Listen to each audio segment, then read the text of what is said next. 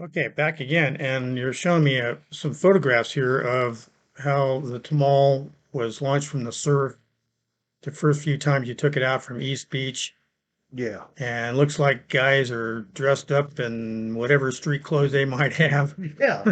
See, It looked like a ragged bunch of Indians out there. yeah, what we had to do was we had to figure out, okay, how's it handled? Okay. So the first thing we did was we hit the waves, and then the front of it went up like this, pointed straight up in the air, man. You know, when the wave came in, it went up like this. And so then we finally got in it, right? So when we got in it, we had to figure out, okay, how do you balance yourself? So we kind of went sideways a few times, and how to bail it out and stuff. So then we figured out, okay, we got to put some ballast in this thing. So more steady. So then we did that. And then we had to figure out, okay, what's the best way to paddle it? So we went ahead and used three paddles. That way it gives the guys enough distance between each other to get a good stroke going. So anyway, we did that. And so we paddled down from East Beach down to the cemetery and back. And that's as far as we went. As far as cemetery, Yeah, the cemetery and back. And then we took it out one more time and paddled it. And then we took it to Lake Los Caneros and paddled it again, just to get the feel of it and figure out the ballast and everything, right? And then in that meantime, we were planning the trip to the islands. So anyway, yeah. so that's when we left. We only paddled it three times before we left. Oh, okay. And so anyway, we motored out to San Miguel Island, unloaded it, spent the night there. We were singing and stuff. We're at this little bay. It was really nice, man. I mean, it was nice. And we had a fire going, and everybody was sitting down singing and stuff. And anyway, when you turn around and look at our shadows on the back of the wall, there's like a white wall, sand wall in that cove, and our shadows were probably 30 feet high. I mean, it was just amazing just to turn around and see that, right? So, I mean, I'll never forget that night as long as I live, man. I mean, everybody was so much together and stuff. It was unbelievable. So anyway, there was 10 of us. So each one we had a 5-man crew. Somebody steering, three guys paddling, and one guy just in case one of the guys got tired. So one guy went along for the ride, right? Until one of them got tired, then they'd switch paddler.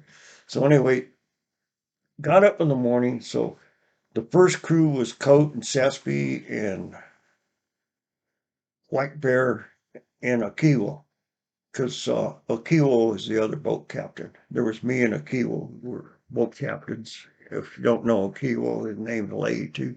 So anyway, Sespe and them got up, took off. Okay. I mean, Ernie Brooks and them guys woke up.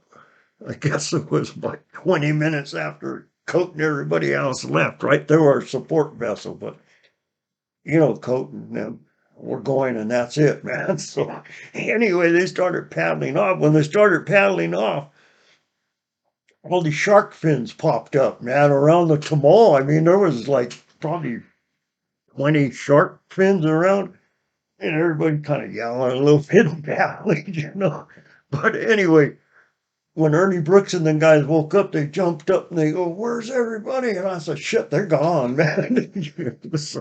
So anyway, Pete Holworth brings a skiff over he had behind the trawler of Ernie Brooks. And so he picks all of us up that were left and everything, picked up all our gear, and we took off. And so here we go chasing the Tamal, right?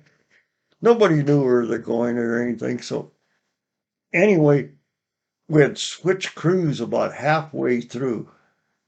So anyway, we were coming to Santa Rosa Island, and we're trying to figure out, okay, how do you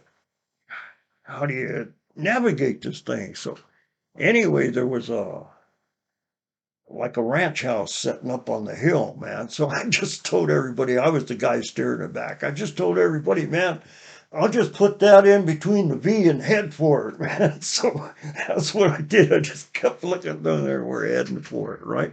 But anyway, when we were passing by, Mike, there was a bunch of seals and sea otters and stuff. We could actually paddle right up to them.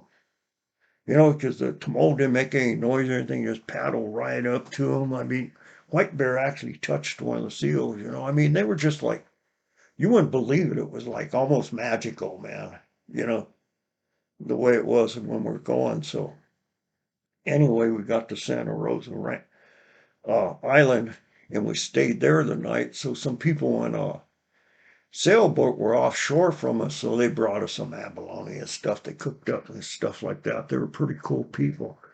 So anyway, Coat and Sespe and all them had knives, right? And so they're south on Santa Rosa Island, right? They decided they were going to go out cutting, right? And so anyway, they came back. They didn't get nothing, didn't see nothing, right? So in the morning we wake up and there's the elk tracks all around where we were sleeping, man. I swear it was so damn funny, man. So anyway, Great Indian hunters, huh? yeah, we were sleeping. They were walking all around us, man. So anyway, that next day, we got up in the morning, took off. The crew was paddling from Santa Rosa, Santa Cruz. So we got probably about a quarter way into that channel, and we couldn't make any headway at all, man. So we're paddling. So finally, we probably got about halfway, and then here comes this big freighter, right? Big ass freighter, man. He's probably no more than probably a couple of 100 yards from us. And that swell came at us, man, from that freighter. And luckily, Pete Holworth was in the skiff he had. So Pete Holworth came in front of us with the skiff and cut up the swell, man. Otherwise, that thing would have swamped our ass, man. I mean, so anyway, so we kept paddling, paddling, paddling. So everybody was getting burned out. So we switched crews probably about 3 times. So then finally, we got totally tired about 3/4 of the way across the channel. Took us 7 hours to cross from Santa Rosa, Santa Cruz. That's how bad that potato patch was. But anyway, everybody just set the oars up like this. And the wind came up, caught the oars, and we just started moving. It was like we were sailing, man. So, I mean, the other quarter of the way to the island, it just took us, man. I mean, it was like there was something that grabbed us and just pushed us the rest of the way. So then we came along the back of Santa Cruz on the ocean side, and there's a rock out there that's called Gull Rock. So anyway, we were passing Gull Rock. I think I have a picture of it in one of the books over there. But anyway, there was an abalone diver, and we were dressed in full regalia, man. We had the headdress, everything on, right? So there was an abalone diver, and he'd come up out of that water, looked at us like this, Mike, and he just like sunk back in the water. Man. It was like you could see the look on his face, like, where in the hell did I come up at, man? So then we ended up going to Santa Cruz Island. I forget where it was, Kyler Harbor, something like that. But anyway, when we're coming in, nobody told us because we'd never been out them islands before. Nobody told us that when the wave comes in, the island's actually just like a wall. So we caught the wave in, and when we're coming in, the water kind of backed on us as we were coming in. We hit that wall, and we cracked the Healy, and we kind of rolled over on the side. So anyway, we drug her out. So then we spent 2 days on the what was a research center for UCSB. The Timon was on the ocean side of the island, and we stayed on the other side of the island. They took us up over this windy ass road through a trail. So anyway, that that night we were in the research place facility, and me and Keel was sitting there. I told him, man, the Tamo's down there by itself on the other side. I said, so Akil says, well, let's go down there, I mean, pitch black. And so anyway, this dirt road goes up the top of the island down the other side. So me and him walked, and I think we walked probably for about 2 hours. Finally got the Tamo, but on the way down, they had a bunch of sheep and stuff. And the only thing you could hear was the sheep bang and stuff like this. No other noise at all on the island. So anyway, we finally got down the other side. So there was like a little end cave where we were staying. So me and Akil rolled up and stayed there that night until everybody came to try to repair the Tamal. We just didn't want to take a chance on something happening to it. So I don't know how we walked out of there, Mike, and got to the other side because it was like pitch black, man. But for some reason we got there. So what did it take to repair? Oh, we repaired the side. If you look at the Tamal, you'll see a crack down the side about halfway up. We repaired it, but then we had to leave because we had like a schedule. So we all sat there and we decided, well, maybe we ought to not take a chance because it might take a while for it to seal up and stuff. And we didn't want to cross between Anacapa and Ventura.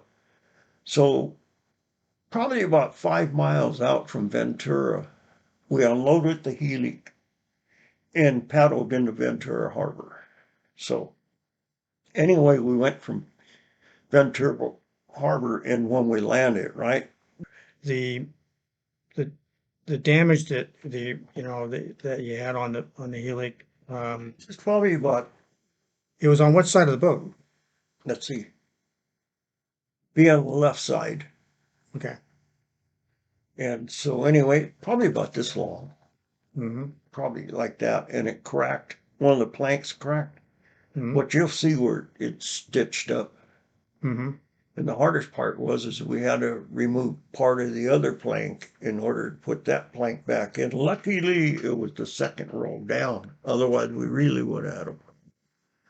But anyway, we patched it up and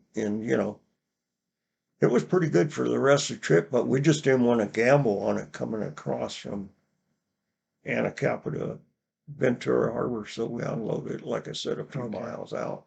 Okay. But then after that, had swelled back up and everything. Yeah. Solid. Okay. And they are leakers, man. They do.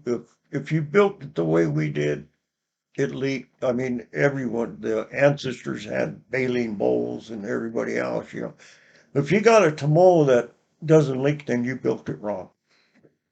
Hey, Yeah, I had read about how the Helix leaked and also how Fernando Libreto Quetzalcoatl had talked about that too. yeah, He mentioned some of the tumults that he'd seen had leaked. yeah. I mean, it was just part of the way they were built. Yeah.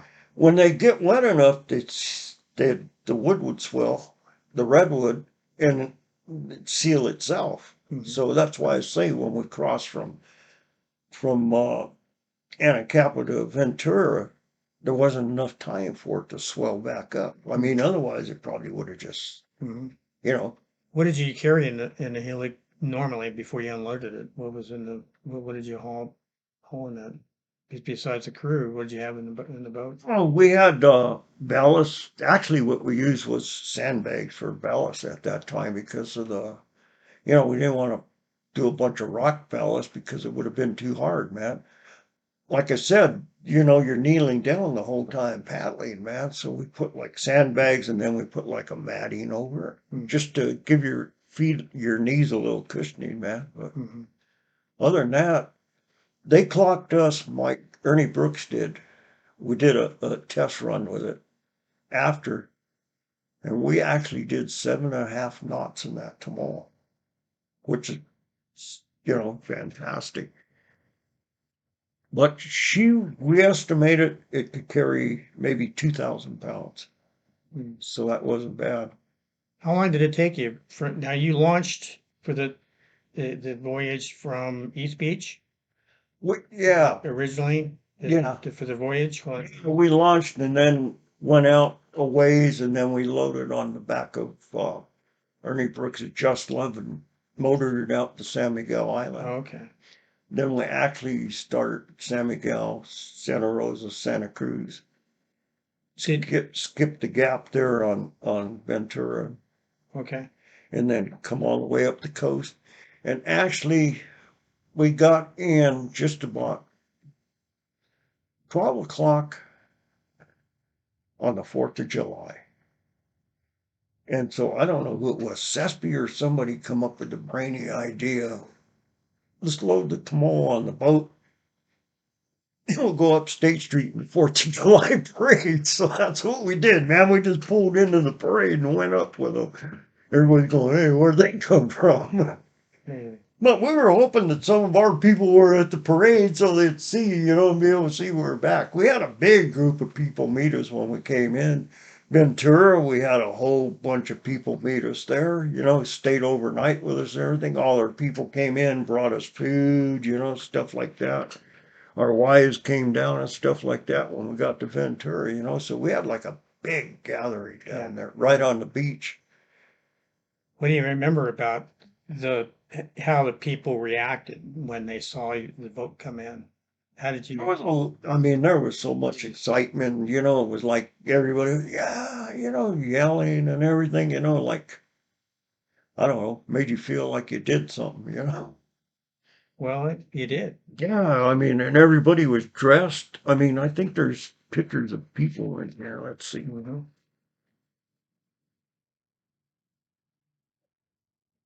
But Mike, that's the way everybody was. Look, Mm-hmm. right there. There, everybody was like that. There's groups pictures in here. I think there's a group picture in here. Everybody. And there's Uncle Yeah. Bob. Look at that. Yeah, yeah, that's cool. And that's the part of the mob. Wow. That's on East Beach right Yeah. there. Some nice color pictures. Yeah. Yeah, we're definitely have to make copies of those. Yeah, there's all kinds of them in here. A bunch of pictures of Tomoa things. Let me ask you, who planned the trip? How did that come together, the plan for that? Me and Travis. Okay. He talked with me and I talked with him and we kind of said, okay, well, what do we want to do with the Tomoa after we finish it? Because there was really nothing. So anyway, like, we said, well, let's try this, let's try that. And so one way or the other, we came up with making a trip to the island. And then the De Anza expedition, all them people were coming in at that same time. It was celebration for the 200th year of Santa Barbara and all that stuff.